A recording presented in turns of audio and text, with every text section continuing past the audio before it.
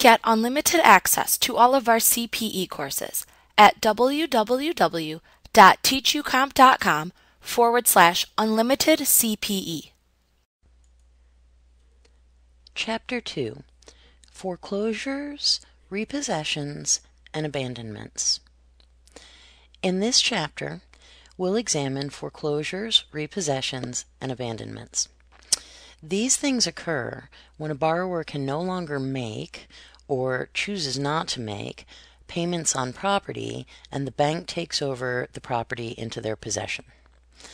To understand the tax implications of foreclosure or repossession, the borrower must calculate the amount realized on the sale of the property as well as his or her adjusted basis in the property. An individual can have gain or loss from the sale of his or her property that has been foreclosed or repossessed.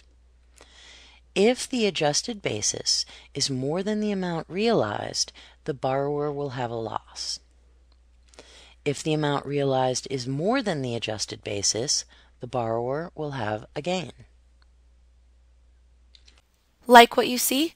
Get unlimited access to all of our CPE courses at www.teachucomp.com/unlimited CPE.